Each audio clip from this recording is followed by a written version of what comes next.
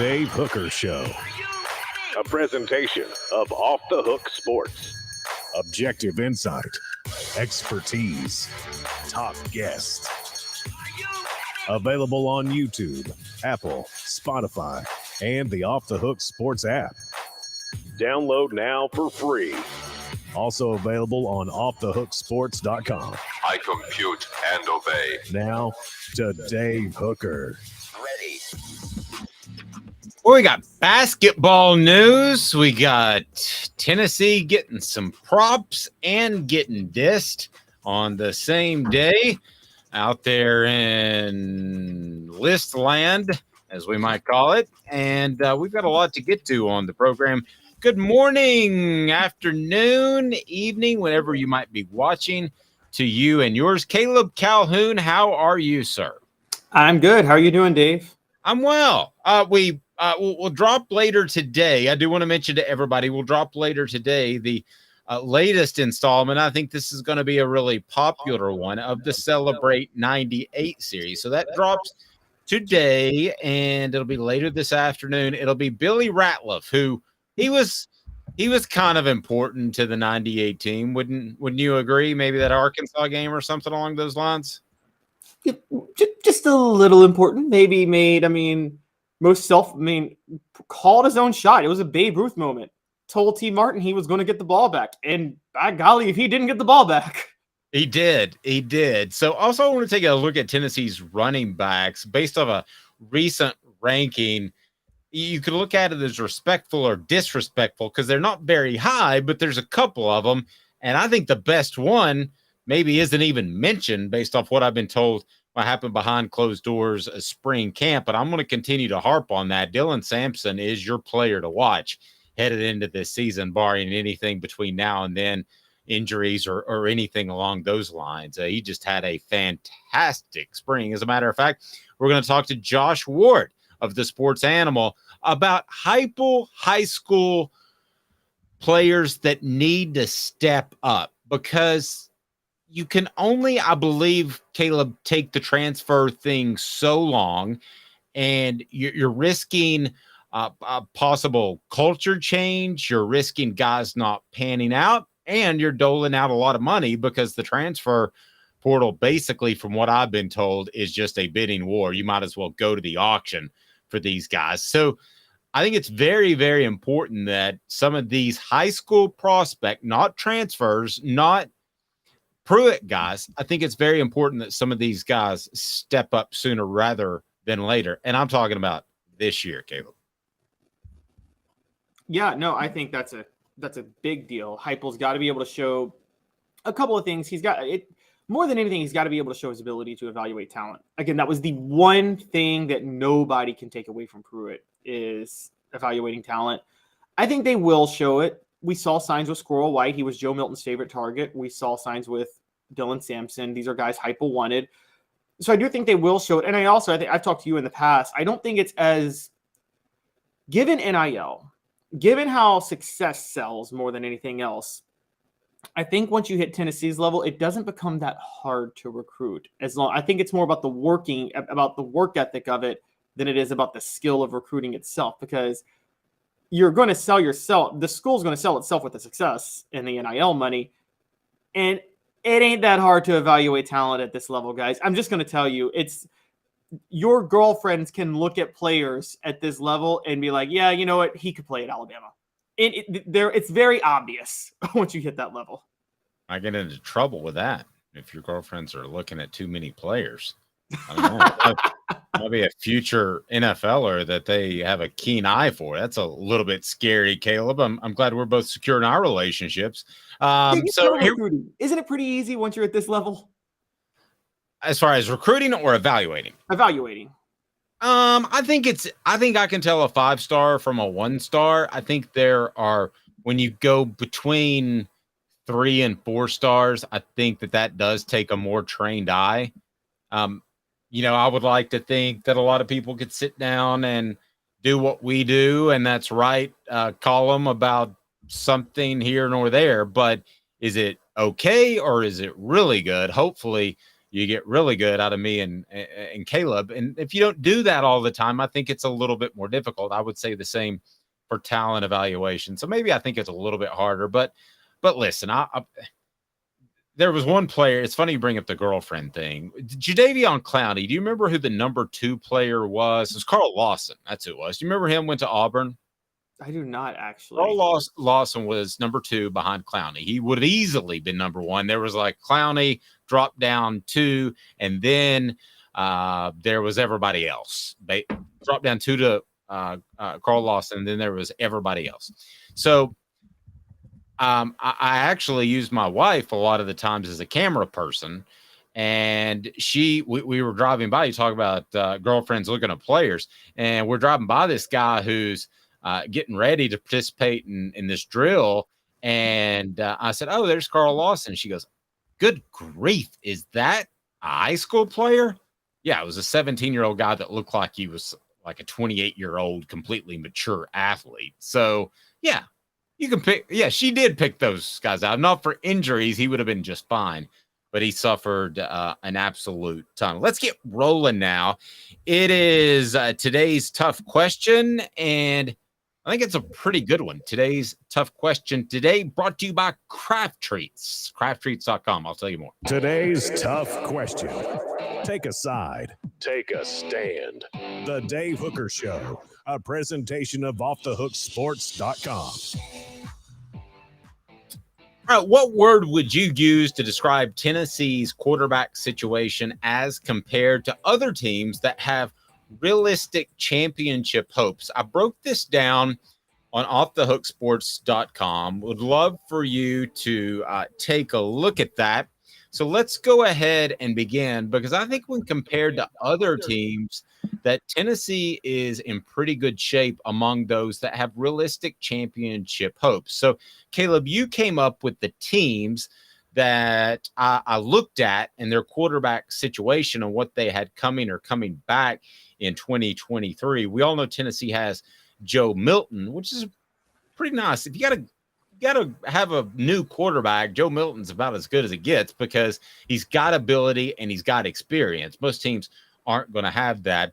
Today's tough question brought to you by Craft Treats. Go to crafttreats.com, use a promo code Off the Hook. That's Off the Hook. Get 20% off the CBD treats or the non-CBD treats. I love the CBD treats because they'll help with your pet's digestion issues, maybe arthritis, maybe anxiety as well. So let's talk about the teams you picked out that have to replace a quarterback, Caleb, that you believe have a realistic shot of winning a national title. Tennessee being one, the others are.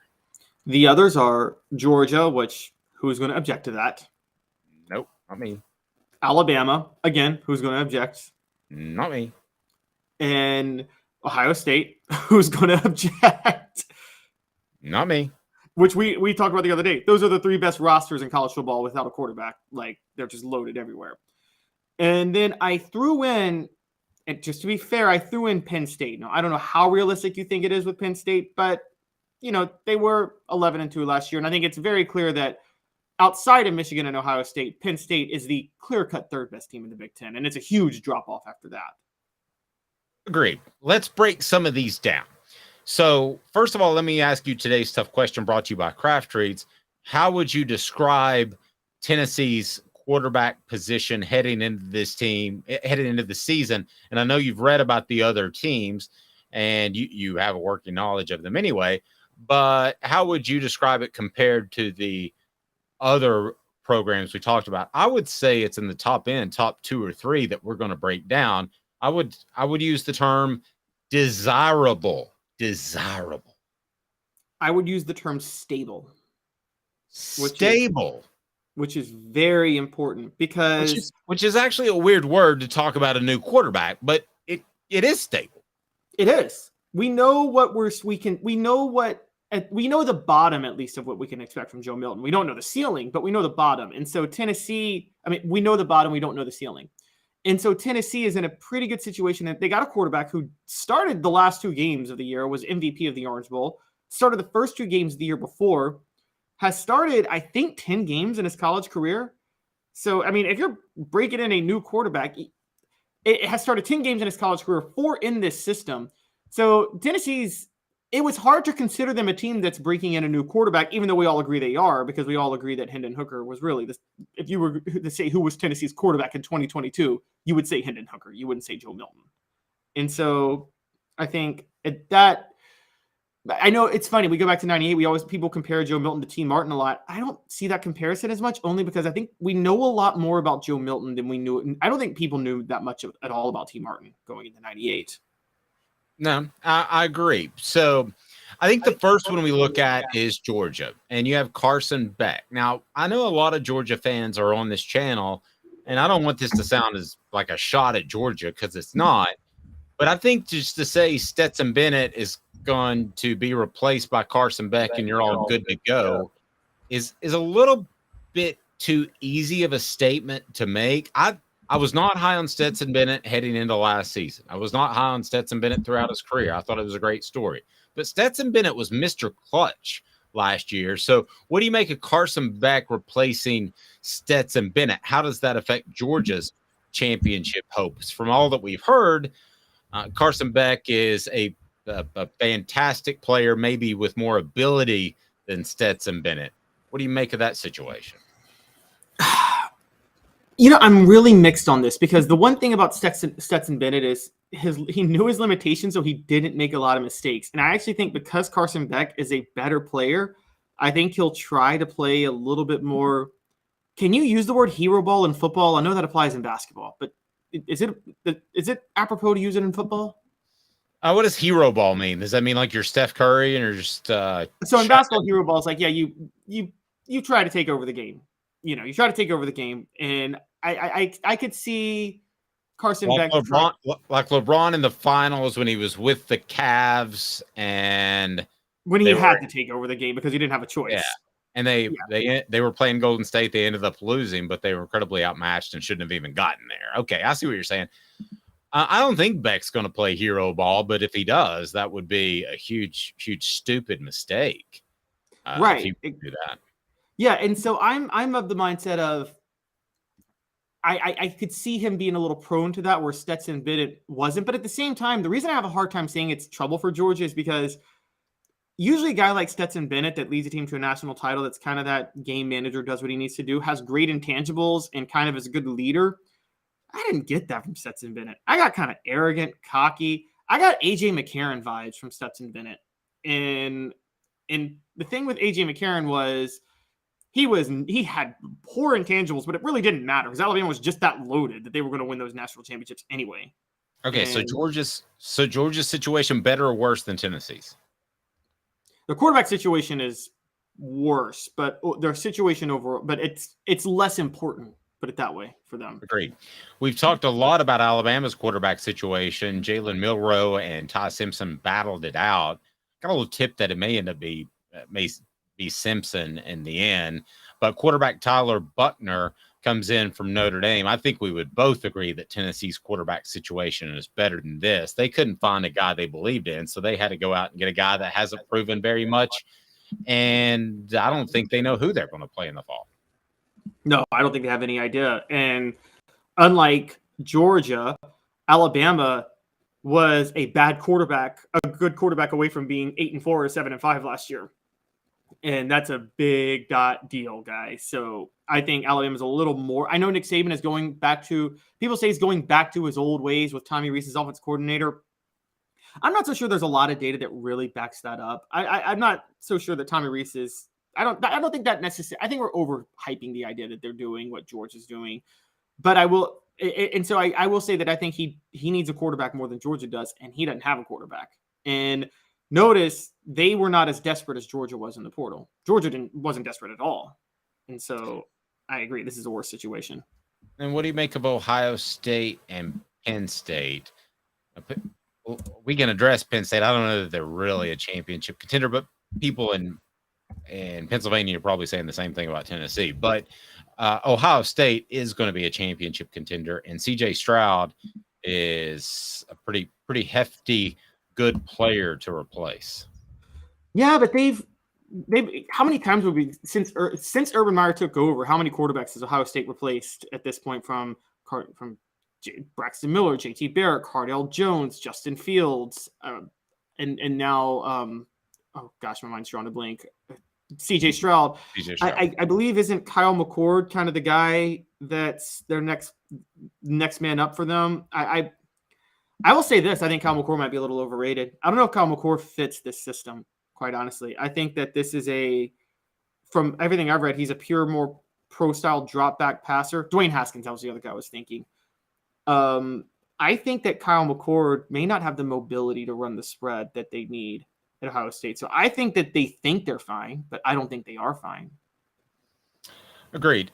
Of that group, I think you would make you could make a strong argument that Beck and Georgia are in a better position in replacing quarterbacks, because let's remember, Joe Milton did get benched. I mean, we all seem to think he's just going to be the next Hendon Hooker, but we don't know that. And I think you could make that argument for Beck. I don't know that any of the other quarterback situations of these, as we call them, championship contenders, are even close to Tennessee's stature right now and what they expect in the fall. I agree. Yeah, I don't think any of them are close. I think, again, Ohio State fans would tell you they're close, but I don't think they are. And the one guy to watch out for, though, and I know you're a little more skeptical of him than I am, but, Drew Aller for Penn State did actually play pretty well in mop-up duty last year. Kind of a Joe Milton situation where he wasn't too bad in mop-up duty. So I don't think there's as much of a quarterback controversy there as people think. I think it's one of those, you've covered teams. How many teams have you covered where they say there's a quarterback controversy, but they've got a starter and they have their starter? Yeah. That most of the time they know exactly who's going to start. As a matter of fact, if there were any question, the only time I can really remember is Lane Kiffin coming out and saying that Jonathan Crompton is the starter, and that was to help his shattered confidence at that point. It's time for What the H, and it's brought to you by the one and only Campbell, Cunningham, Taylor, and Hahn. Their vision sitters, fantastic. Look at me. I got no contacts, no glasses, and I can see. What the H? What the? What was he thinking? Release the hounds. The Dave Hooker Show. Keep cool. A presentation of offthehooksports.com. Now, mostly when we ask what the H is because somebody said something stupid.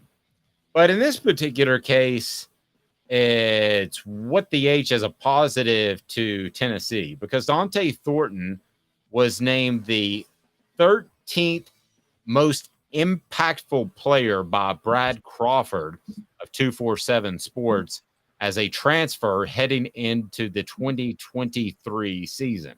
I got to be honest with you. I didn't think he would be quite that high, but that's good. Writes Crawford, with Jalen Hyatt and Cedric Tillman off to the NFL, this former Oregon wideout saw an opportunity to shine at Tennessee as a potential go-to threat in 2023. Thornton's portal entry was surprising, notes Duck territory, after he became one of Oregon's most dependable wide receivers in its final stretch run following an injury to senior Chase Cota. So the fact that this is a surprising move, I think you read a little bit more into it. They not only thought that Thornton was good in Eugene, but they thought he was going to be a major factor in their offense. So given that as a backdrop, I could see this crawling into the top 15, and we'll hit on the others in the top 15 as well. But at number 13, this is certainly a big deal for the Vols, who have some receivers to replace. It was kind of shocking to me because, look, I mean, a little crow after spring practice, it looked like Squirrel White did not give up that slot receiver spot. So if he was going to do a top 50 just best transfers, I would understand with Dont'e Thornton. And everybody knows how high I was on Dont'e Thornton. There were two revisions that were made on this show based on spring practice. Dave and I both, Dave's prediction was Nico would take the starting job from Joe in September. I'm taking that back. That doesn't count anymore. Well, mine was that Dont'e Thornton would be to Tennessee would be like Kevin Durant to Golden State. We're both taking these things back off spring because Milton never lost the job to Nico. Really never. I don't think Nico got that close, honestly. And Dont'e Thornton never took the slot job from Squirrel White. So for Dont'e Thornton to be a top 15 impact receiver, you got to think he's going to take one of the wideout spots. Dave, I ask you, do you think he's taking the spot from Brew McCoy or Ramel Keaton? Because I don't. No, but I think they're basing this off of his ability, and I think he has a lot more ability than Ramel Keaton. So if they want to, if they want to play him there, we've suspected he would be in the slot, right? And if they say, hey, no, we want you to be an outside guy, then do I think he could be better than Ramel Keaton? I absolutely do. So that wouldn't maybe be as surprising to me as you. I actually agree that Thornton is probably a better player than Ramel Keaton long term. I think Ramel Keaton is just, he's so reliable. He's your guy, and he's been in this program for so long. I don't know how much coaches do this with seniority, but things like Ramel Keaton is a guy like, do you really want to throw him to the Wolves when this guy could have transferred multiple times and has been so valuable to your program, and let him have his senior year. I know you're not supposed to be sentimental like that in college football, but he's done so much for the program, and he stayed in the program, that I think that I just don't think you replace Ramel Keaton with Dont'e Thornton this year. I do think, it's possible. It's also possible, by the way, one of these guys could get hurt. Let's be honest. Cedric Tillman got hurt last year, at which point Dont'e Thornton is easily the starter. And maybe that's what he's basing it off of. Because the thing about Thornton is, regardless of which receiver gets hurt, Thornton is the guy to replace him. It's not like you have to be like, oh, he's not a slot guy, so if Squirrel White gets hurt, we can't put him in. No, Dont'e Thornton would take the job from Squirrel White if White got hurt, and he'd take the job from either wideout if either wideout got hurt. Well, Travis has mentioned that he's seen Brew, Thornton, and Keaton being the starter. Let's remember that Squirrel White is a smaller guy. So you might have certain packages in which he's really good in. If somebody comes out and he seems really quick to not be able to overcome press coverage, but if somebody comes out and plays press a lot and is able to be physical with him, maybe that's not a great matchup for him. I think at the end of the year, we have zero idea who the leading receiver will be among this group. Last year, we would have said who? We would have easily said Cedric Tillman. No question. And injury or not, Jalen Hyatt was going to be the leading receiver. Absolutely. I don't think there's any question what they were able to do in putting safeties in a bind with what they did from a slot position. So if I had to bet, I would say that at the end of the year, most catches, most catches. I'll say most catches, Ramel Keaton. But I'll say most yards. I'm gonna go Dont'e Thornton. I think that. Wow, we're doing a reverse. Yeah, I think you respect Squirrel White in spring, but it just seems like there's a different level of athlete in Thornton. I know this is really. You might ask me tomorrow, I might change my mind. Mr. Jones says Squirrel is going to go nuts this year. Hey, I see what you did there. That was pretty good. So, sound effect. I don't know. Wrong sound effect, bro. That's a perfect sound effect. Hey now. You can't beat Hank Kingsley from the Larry Sanders Show. Who loves that? Bob? Yeah, I do have new toys, by the way. That's crazy. All right, so Caleb, among those receivers, who do you think will be the leading receiver at the end of the year? Okay, I think across the board it's going to be Squirrel White. And here's something I didn't think about until spring ball, and then the way he held his own in spring ball. We keep talking. So Dont'e Thornton versus Squirrel White, the advantage to Thornton is the size. So Thornton can, you're right, get off press coverage probably a little better and win 50-50 balls. Okay, this is kind of funny to bring up, but Joe Milton overthrows balls so massively. Winning 50-50 balls isn't what matters. Being fast enough to catch those 20-yard overthrows is what matters. And Squirrel White is the one guy that, he could have that breakneck speed where, okay, Joe Milton meant to throw it 60 yards, but he accidentally threw it 80 yards. Squirrel White could get that other extra 20 yards to catch it. Good. Hang tight. Give me 2 minutes. Josh Ward, what balls need to step up this year that were signed by Heupel out of high school, not Pruitt guys, because we talked a lot about transfers, but how many players have had an impact straight out of high school? We talked about one, Squirrel White, Dylan Sampson. Josh wrote about more that need to have an impact this season. 2 minutes back at you with Josh Ward at the Sports Animal. Our family has been creating jewelry since 1986, each piece unique with a story all its own. I'm Rick Terry with Rick Terry Jewelry Designs. I'm a jeweler, and I want to be your jeweler. We're grateful that you chose us to be Knoxville's best jeweler. My family and staff look forward to serving you. So please come see us. Kingston Pike and Campbell Station Road in the heart of Farragut and downtown on Gay Street, right next to the Tennessee Theater. Hi, Mike Davis here with City Heating and Air, reminding you to always dare to compare. Our team provides quality local heating and air service, installation, and maintenance across East Tennessee. We use only the best equipment like American Standard heating and air conditioning for your residential, new construction, or commercial needs. Honesty, dependability, and customer satisfaction have been the cornerstones of our business since 1961. City Heat and Air. Dare to compare. With all that sun, sand, and salt water, the beach is a very relaxing place. Unless you wear contacts. Ow! Open your eyes to the best the beach has to offer with LASIK vision correction from Campbell Cunningham Laser Center. Ah. Do you want to own the more that owns every job? Then get to Vassey Lawn and Garden in Cleveland and get you a Toro. I'm David Vassey, here to talk to you about Toro. With a Toro Zero Turn, you'll get more out of every minute and you'll reach the finish line faster. At Vassey's, we like to say, no matter if you're mowing 3 acres a week or 11 lawns a day, homeowners and business owners alike find confidence in equipment they can trust from top to bottom. Vassey Lawn and Garden, Highway 60 North in Cleveland. Man alive, it's worth the drive. These mountains hold and defend a spirit far better than moonshine. A drink that holds flavor, that becomes necessity. A hard cider made and relished by folk who are as hearty as they are legend. A refreshment that can only be found in one place. With a taste that makes you say, give me 3 bottles of the good stuff. Tennessee Cider Company, where necessity can be found. Objective coverage.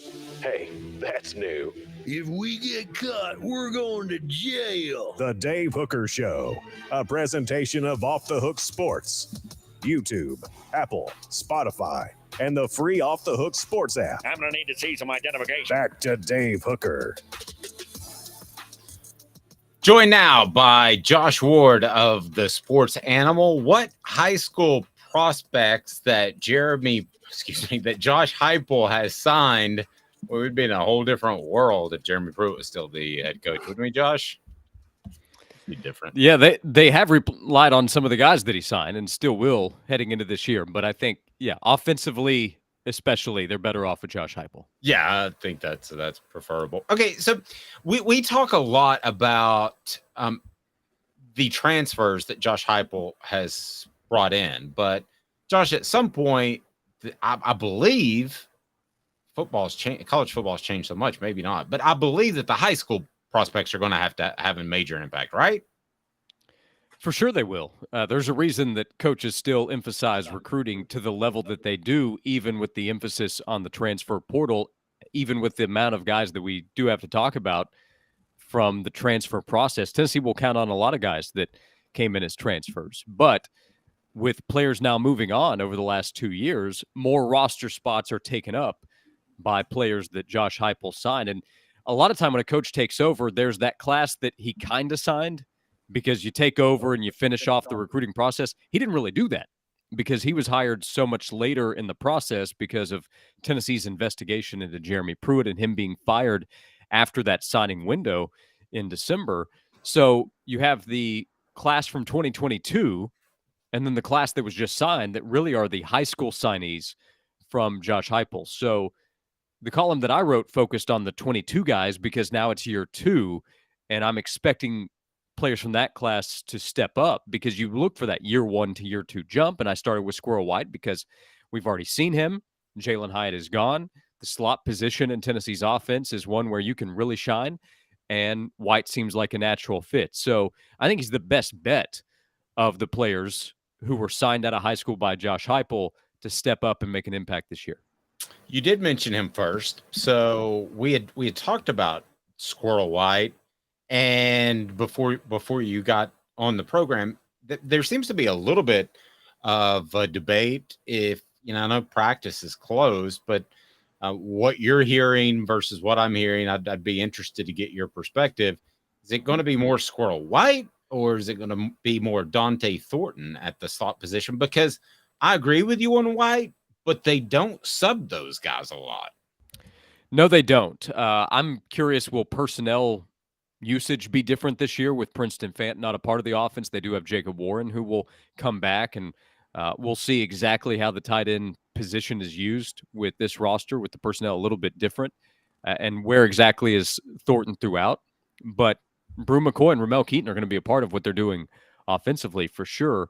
I just have a hard time believing that White's not going to be a factor after we've already seen him play and play well in the Orange Bowl, where he had to step up with Jalen Hyatt opting out to get ready for the NFL draft. So we've already seen it from White. Now, have we seen it for an entire season? No, and that's part of the issue here is we're projecting for all of these guys. There was not a big freshman impact. There are guys that we can point to say, okay, that's probably next man up in the conversation of replacing guys that left after the 22 season. And Dont'e Thornton is going to be a factor. He also was not fully healthy during spring, so we weren't able to get a full gauge of what they thought from what they saw in the spring. It was good to have him here, but Thornton was not at full strength, which affected their ability to see everything that those guys are going to be able to do. Brew McCoy was not a part of what they were doing in practice this past spring, so they weren't in the orange and white game. None of those guys played, so they were all out. So my bet is that Squirrel White is going to be a factor in this offense. No, I think so. I want to remind everyone portions of the program brought to you by AndyMasonRealEstate.com. AndyMasonRealEstate.com. He's my realtor. Should be yours. And he can save you thousands of dollars over 40 years of experience Andy has in the Knoxville market. So just go to AndyMasonRealEstate.com if you would like to learn more and if you're considering buying or selling a home. Sorry, my Wi-Fi went in and out there for a second. I apologize. Josh, I wanted to talk a little bit about defense because it doesn't, where there seems to be a big concern. There has been signs of Josh Heupel finding guys that have stepped up on offense. I mean, again, we're talking Squirrel White. Dylan Sampson, I think we all agree, is going to probably turn out to be okay. He signed some guys in the transfer portal that have turned out to do well, but the defense has really relied on Jeremy Pruitt guys, and you named a couple of guys like Tyree West, James Pierce, Joshua Josephs. This has to be the year, right, where Heupel signee really steps up and stands out on defense. Yeah, leads the way. I don't know about that, but Josephs needs to be a part of what they're doing on the edge. Tyree West, if he's able to emerge and be a part of the rotation on the defensive line, that would be a plus. Amari Thomas is a leader there on the interior of the defensive line. Bryson Easton. So we are still talking about a lot of Pruitt guys, and then the transfer market brought in Omar Norman Lott, who will play on the defensive line. But they do need Tyree West from a talent standpoint to emerge and be ready to help on the defensive line. James Pierce is the unknown here. There was talk of him showing maturity during the spring after he was not a factor as a freshman, and that's okay that he wasn't a big factor as a freshman, but he was one of the highest rated signees in the 22 class. And if the defense is going to play at an elite level, as Josh Heupel has talked about, well, then that likely requires guys like Josephs and Pierce and Tyree West to be a part of the equation because they're the most talented players in that 22 class on the defensive side. It's difficult to play elite football without your most talented players playing at an elite level. So those guys, and then Elijah Herring was on my list as well. Not expected to start and lead the way at linebacker, but with Jeremy Banks gone, Banks was a guy that he was kind of one of those whoa boy players where he was aggressive and he was going full speed at all times. Elijah Herring is that type player. Again, a transfer comes in Keenan Peely, who will be here for a year from BYU, and you have Aaron Beasley, who's the leader, but Herring is one of those next guys up. And I focus on guys returning that need to step up. This freshman class of linebackers signed by Josh Heupel at some point could get an opportunity. That would start with Arion Carter. T. Lander's another player that I think they like a lot that could help sooner rather than later But at some point, a member of the 23 class on defense will probably be asked to step up this season. Pierce is the one that I was told, if he has his head on straight, has a tremendous upside. That's you and I both know, Josh, if is a big thing. There was a guy named Jeremy Banks that had a big if before him. I'm not saying he won't, but I mean, I think Pierce could be an impact player if he instantly is mature as of May the 11th. Yeah, he was a guy that I think On3 gave a 5-star rating to in the 22 class, so he rose up the boards, very talented. Tennessee did a good job of getting him to sign in that early period because the thought was back in the class a year ago that if Pierce waited until February, more schools were going to push hard and try to get him away from Tennessee. So they got him to sign early because they coveted him so much and knew that other schools would likely do that in the next 6 weeks. So that says what Tennessee staff thought about him in the evaluation more than a year ago. So he came in. Josephs was the guy that played more. And I think Josephs has really nice upside. He flashed with his ability as an edge rusher, has some natural ability there. But Pierce has a ton of talent. He looks like a guy that belongs in the SEC and in 2 years will belong in the NFL draft. Does he put it all together? Having somebody like Rodney Garner on the defensive staff, those guys I think should be good influences. And watching what Byron Young did this past year should help with that. Roman Harrison and Tyler Barron are your veterans up front, and they have plenty of talent. But from an upside standpoint, Pierce and then Josephs probably outrank everybody else. Please click that like button. We appreciate that. If you haven't subscribed, do so. Again, our Celebrate 98 series continues. Eric Westmoreland is on the YouTube page. It'll be Billy Ratliff this afternoon. And Josh, Dylan Sampson, I was told by people who would know, was the star of spring camp. If you were to take the field or Dylan Sampson to have the biggest impact of the list that you put together, and we've mentioned all their names, would you take Sampson or the field? I don't mean all the players combined. I mean one player out of that group. Yeah, so I agree with you on what you just said about Sampson. He was the most talked about player during the spring. He looks like a natural fit in Josh Heupel's offense. He has quick bursts that looks different than the other guys that were playing last year at running back, and has home run ability and should have more trust from the coaches in his pass protection. But I would also say he's at a position where Jalen Wright's going to play and Jabari Small's going to play and Cam Seldon's going to be a factor at running back. So there are more shares to be divvied up at that position. So I'd probably take the field, but that's not to diminish how important Sampson can be. And it's at a position where you have to have all those guys available. But the ability to make a jump, Sampson has to factor in more than he did last year. We saw, again, flashes, the Missouri game, Vanderbilt game. He showed his ability with the breakaway speed, which will get him more opportunity this upcoming fall. So Dylan Sampson is absolutely a push from Heupel's high signees to make a bigger impact in 2023. Josh, dare I say this, which is, it sounds blasphemous because we know he's a much better coach, but in this aspect, if some of these players don't step up, will we start mentioning Heupel in the same sentence as Butch Jones, only in the sense of how many times did Butch Jones have high-profile recruits and high-profile transfers that never developed and never saw the field? Yeah, I'm not ready to go there yet because this past season they won 11 games and they blew out LSU and Baton Rouge and they beat Alabama. They just did things that we haven't seen in a long time at Tennessee. So, I mean, at some point, yeah, I mean, you're going to have to continue to succeed.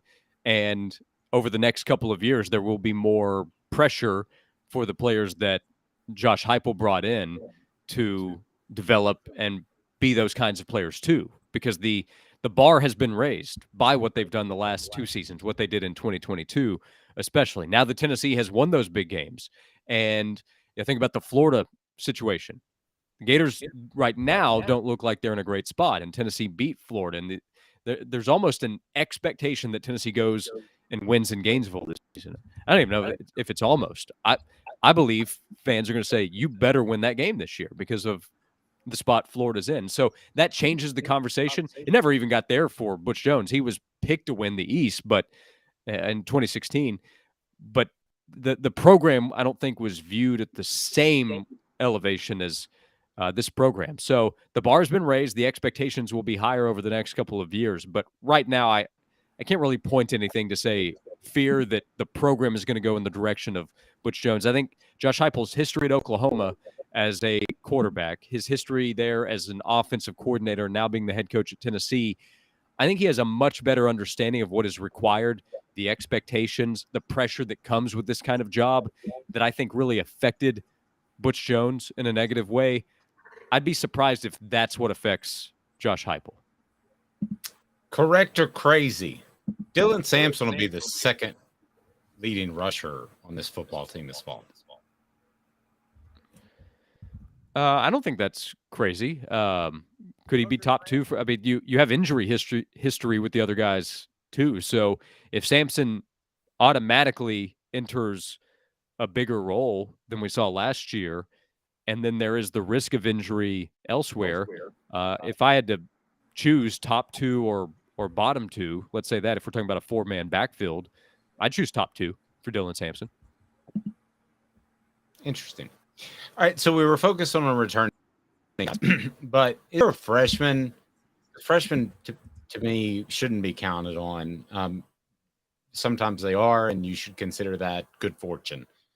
But is there a freshman in particular that you look at and because of opportunity and talent you think would have that a significant impact this fall? First freshman I would look to would be Cameron Seldon. Wrote about him a few weeks ago, right after the Orange and White game. We talked about him. He just has a ton of talent, and that goes back to the shares being divvied up in the backfield. But Seldon also can be a pass catch option with his history coming out of high school. He is a big running back that has the pass catch ability.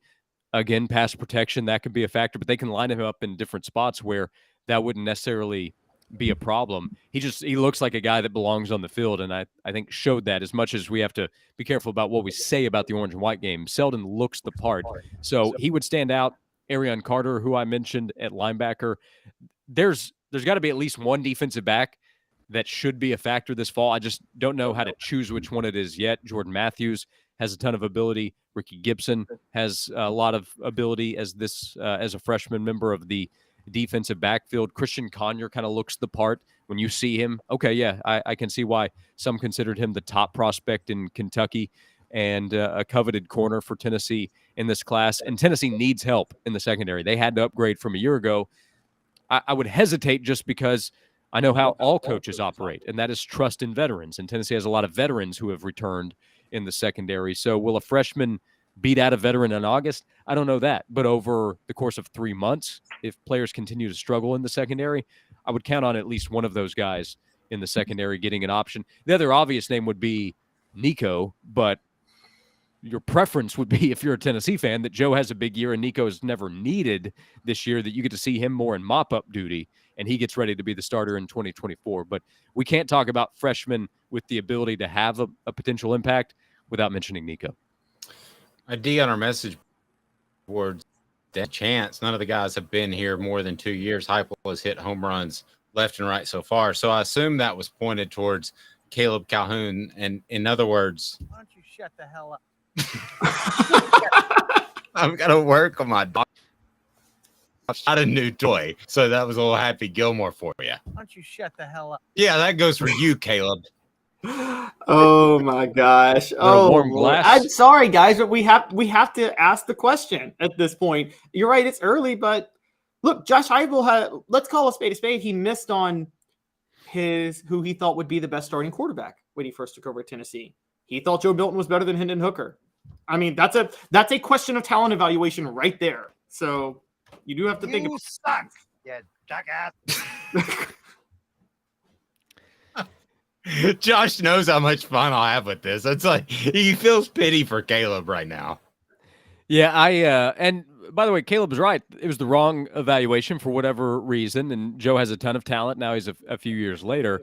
But, Kirby Smart thought JT Daniels was the better option for obvious reasons over Stetson Bennett, and then Stetson Bennett took over and won back-to-back national titles. So everybody misses at some point, and it's how you correct. And they went to Hendon Hooker, stuck with Hendon Hooker, and We know the results there. So both things can be true. I think it's way too early to try to make any kind of or offer any kind of Josh Heupel, Butch Jones comparison, but also recognize that, okay, that the success of 2022 was great, and the excitement around the program is better than it's been in a long time. And Josh Heupel got a big contract, which I think he earned when you look at the market and where it was. But because of all that and because of what Tennessee football is, expectations are going to go up. Again, Josh Heupel recognizes that when he was asked during one of his Big Orange Caravan stops, I think it was, about the higher expectations and all that, he said, we want the noise.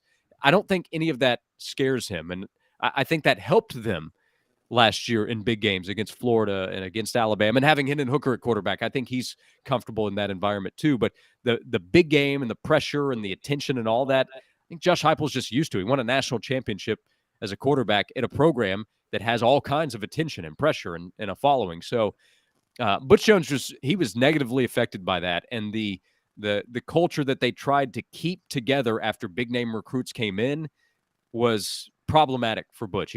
He wasn't able to manage it well.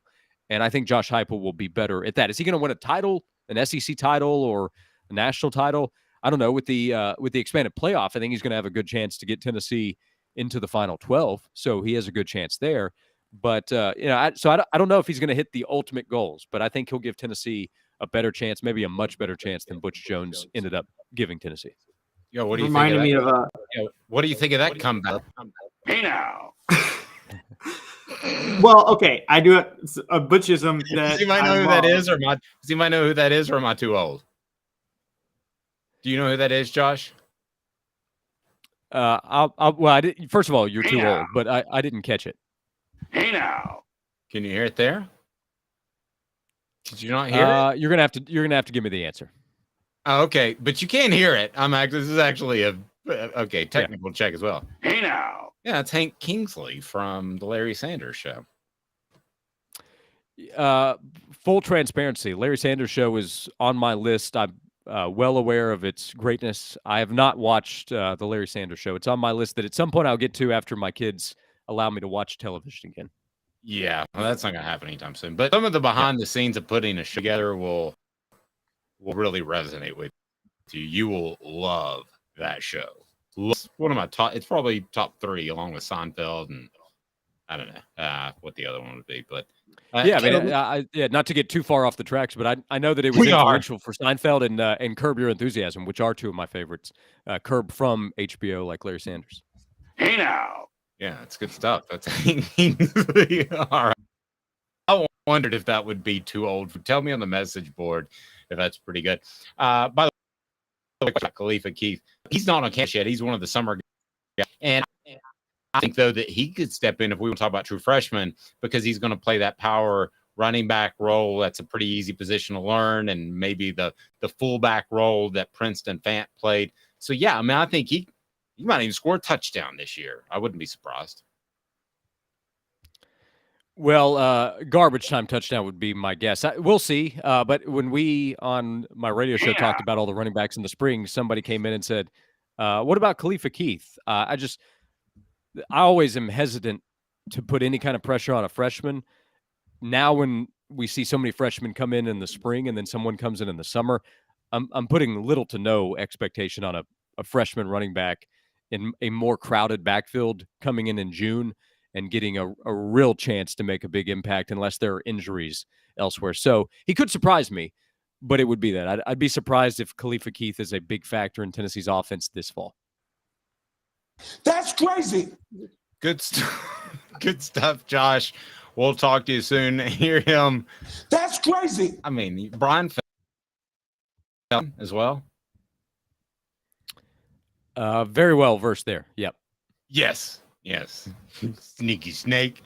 All right, Josh, have a fantastic day. You can listen to him from noon to 3 on the Sports Animal. We love what he brings to the table in the written word on offthehooksports.com. Thank you, Josh. I appreciate that. You want to try out another one that I don't think is appropriate, but we'll see if it works. You suck, you jackass. That is not for you. That's not for you. Anyway. It's hurtful on the way out the door. Oh, no, a big kick on the way out the door. All right, I'll get my levels fixed. It'll be more fun next time. Josh, again, people can follow you at Josh_Ward, and you are awesome. Best of you and the fam. You got it. Thank you. See you, bro. Josh Ward of the Sports Animal, noon to 3.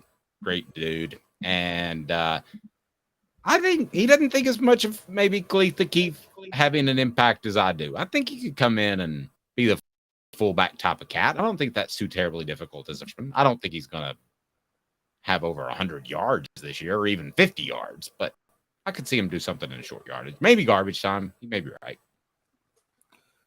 Yeah, I mean, the power back that they need, that Princeton Fant played last year because Lynette White had got hurt. You could see that with Keith this year. And I mean, now the thing is, Jabari Small has shown he can actually fill that void when necessary too. You need a yard, Jabari Small can get it, but Khalifa Keith's a little bit bigger. So Khalifa Keith is a guy that you can see do that. You know, typically, Dave, what I've noticed in recent years, a lot of times power backs get on campus and they get converted to linebacker. I feel like that's a more common thing now than it used to be.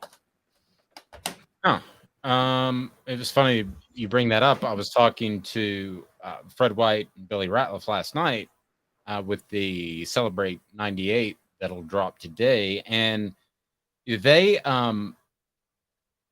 remember all these guys moving from either running back to be speedy linebackers or moving from safety to be speedy linebackers. So, you know, Keith is a bigger guy. We'll see how quick he is when he gets on campus. Hang tight. 2 minutes. And while some people think that Tennessee is being disrespected in the backfield, I kind of see it as a little bit different. Stay tuned. Off the Hook Sports. And Craving Wings South North Shore location, where we've heard people say that you can get the best wings in East Tennessee. Pero ¿quién es este? El número 87, Jacob Warren. I'll just do 6 of my sauce 87, please. Imposible, señorita. Dale 6 más. Look at these wings. Perfectas, deliciosas, fantásticas. Man, I don't know what you're saying, but it sounds awesome. How do you say fresh, never frozen in Spanish? Frescas, nunca congeladas. Make your way to Craving Wings and get you 6 más. But what was funny about Cadis, we were a full continuum of care at that time. We had detox, we had inpatient, we had outpatient. So we were doing a lot of the things that we do now. But now we just do them so much better. It's really a simple program, but we're complicated people. I am what I am, and now I got to do something about it. You can take your life back. Call Cadis today. Got cataracts? We can fix that. Never miss another moment. With a little help from Doctors Campbell, Cunningham, Taylor, and Hahn at cctis.com. Do you want to own the more that owns every job? Then get to Vassey Lawn and Garden in Cleveland and get you a Toro. I'm David Vassey, here to talk to you about Toro. With a Toro Zero Turn, you'll get more out of every minute and you'll reach the finish line faster. At Vassey's, we like to say, no matter if you're mowing 3 acres a week or 11 lawns a day, homeowners and business owners alike find confidence in equipment they can trust from top to bottom. Vassey Lawn and Garden, Highway 60 North in Cleveland. Man alive, it's worth the drive. Our family has been creating jewelry since 1986, each piece unique with a story all its own. I'm Rick Terry with Rick Terry Jewelry Designs. I'm a jeweler, and I want to be your jeweler. We're grateful that you chose us to be Knoxville's best jeweler. My family and staff look forward to serving you. So please come see us. Kingston Pike and Campbell Station Road in the heart of Farragut and downtown on Gay Street, right next to the Tennessee Theater. Objective coverage. Hey, that's new. If we get caught, we're going to jail. The Dave Hooker Show, a presentation of Off the Hook Sports.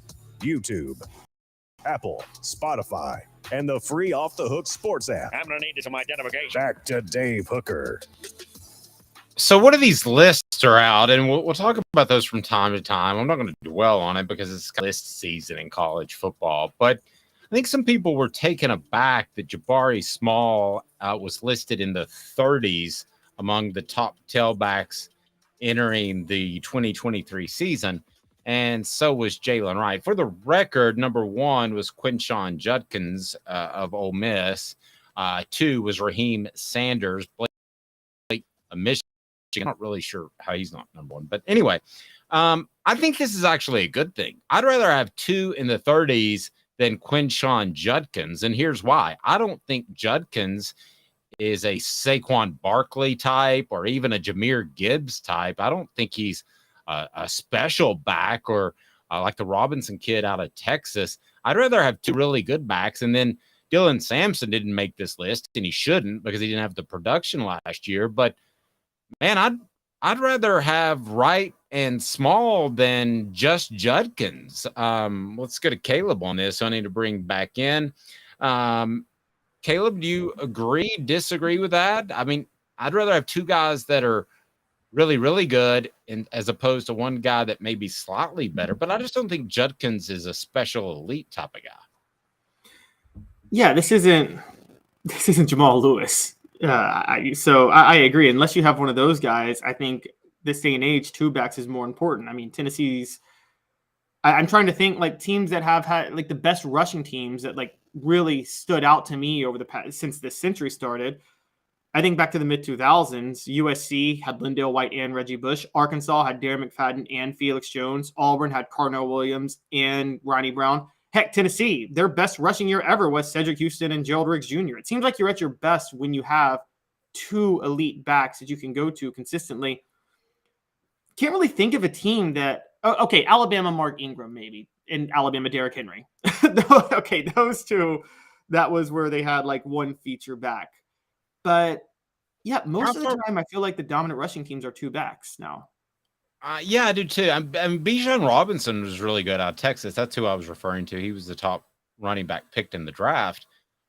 But Caleb, how far back would you have to go to find a tailback that you would take over these 2, Jabari Small and excuse me, the name blank here. Well, I don't want to include. I'm going to take that back. I don't want to include Dylan Sampson in this. I don't want to say all 3, but I want to. Who would you take? How far back would you have to go to take somebody? One Tennessee tailback over Jabari Small or Jalen Wright. How far back? One. Not. I mean, you're talking about with Tennessee, not just schools in general, right? Yes, you have to trade those 2 guys in our theoretical fantasy football for just one running back that Tennessee's had. I mean, obviously, if you went back, you could go Reggie Cobb, Chuck Webb, but I don't think you have to go that far back. And I'm curious to see if we have the same answer here. I mean, I got to go. I don't go that far back at all. I still go Alvin Kamara. I would too. The way he balled out at Tennessee. Yeah. No question. Wasn't utilized correctly, but that's exactly who I would go for. No question in my mind. Oh, yeah. I would trade Alvin Kamara right now for these 2 guys. No offense. And I would throw in a 4th-round draft pick. You mean you trade these 2 guys and a 4th-round draft pick for Alvin Kamara? Yes. Yep. Yes, I absolutely would too. I would too. And it's particularly this day and age in college football. But yeah, I mean, the 90s, yeah, we're talking individually. Gosh, Tennessee, we talk about wide receiver U, but their run of running backs from, I mean, you would start with Johnny Jones all the way through Travis Stevens. I don't think they had a year with a bad running back, did they? From like 1982 to 2001. Would you trade them both for? Sorry, say that again. Would you trade them both for Jalen Hurd? It has to be a joke, right? See, I think Jalen could have been good if you utilized his skills. Not as a running back, though. Interesting. So you would not is okay. What about Bijan Robinson last year at Texas? Would you trade these 2 for him? No, quite honestly, I wouldn't. And I thought he was drafted way too high, if I'm going to be honest with you. So that's, I mean, let's remember this was Big 12 defenses he was going against last year, and Big 12 defenses are like what Pac-10 defenses were when Reggie Bush was putting up all those yards against them. So I think he was overrated. Texas went like 8-5 with a transfer running back. Okay, Travis Stevens. No, I wouldn't say that was a good one. I wouldn't either, Robert. I think that's a good one. The reason I wouldn't is because I think you have one guy, Dylan Sampson, that could do that sort of thing, and they had a very good offensive line, as Caleb has pointed out. No, I wouldn't trade him for. Now I would take these two instead of Travis Stevens, and I do not mean that as a shot. I think if you had that type of offense that was so prolific at receiving a good quarterback and you're spreading it out essentially, I think that Dylan Sampson could do a similar type of thing that Travis Stevens did in that particular year. So, and by the way, let's not forget, not just the offensive line. You couldn't cheat any linebackers up against that Tennessee offense either, because you had to worry about Kelly Washington and Dante Stallworth on either side of the field. And I mean, like, that created a lot more holes for Travis Stevens, quite honestly, because Tennessee, that was probably one of the best 1-2 punches I've ever seen at receiver. Washington, what about running backs as a whole in college football? Would you have to go back to Saquon Barkley? I feel like I'm missing somebody. But to me, Barkley's been the last running back.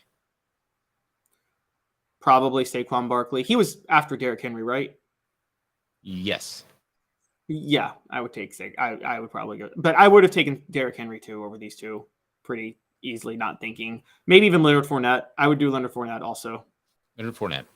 You talk about all-time freezing cold takes. At one point, I would host shows for various schools, and Penn State was one. And I remember the guy that covered Penn State said they got another guy named Saquon Barkley who they've talked about in preseason camp. This was his freshman year, but I don't think he's going to be that great. Oops.